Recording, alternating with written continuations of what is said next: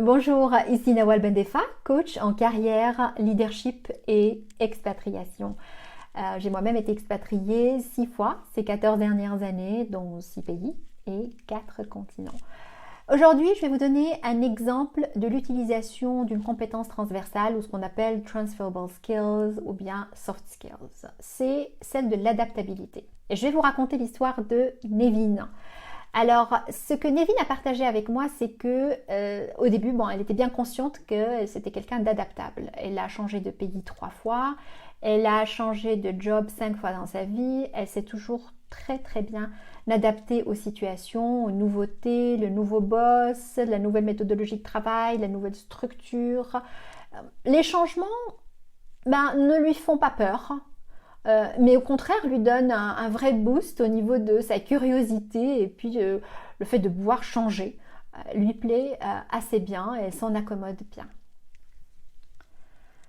Ce que Nevin m'a avoué, c'est que malgré cette nature qui est très prône au changement, malgré cette nature d'adaptabilité, elle a été très touchée par la crise du Covid-19, étant donné qu'il y a deux parties de sa vie qui ont été ébranlées, le travail et la famille. Donc l'éloignement de ses parents, le risque de les voir malades et ne pas pouvoir les visiter.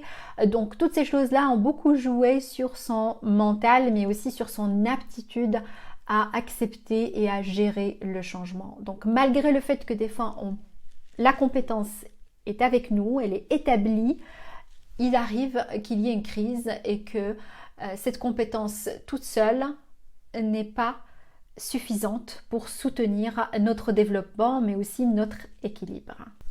Avec Nevin, nous avons beaucoup travaillé sur le calme et la perspective.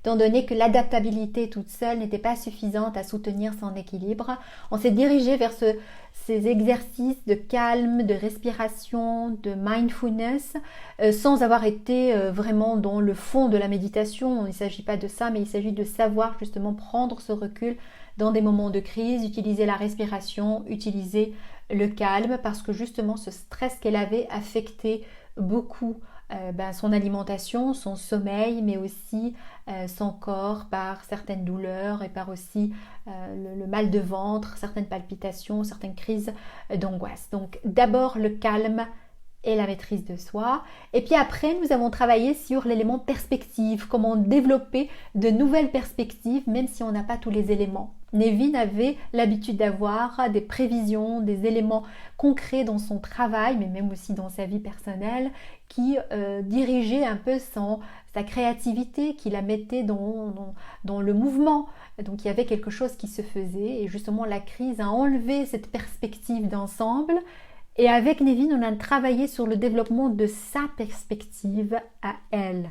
Donc en passant par le calme et la maîtrise de soi et le recul, elle a été capable de générer certaines perspectives nouvelles par rapport au développement de son travail, une vision du futur et puis surtout des éléments de résolution de problèmes urgents et complexes. Donc dans vos situations professionnelles quotidiennes, pensez à combiner vos compétences. Pensez à appuyer une compétence sur une compétence qui s'appuie sur une compétence pour créer justement cette boucle qui s'appelle l'agilité 2.0, cette capacité à pouvoir doser les compétences en fonction du contexte que vous êtes en train de vivre.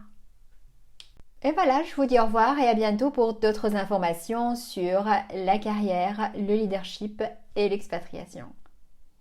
Au revoir.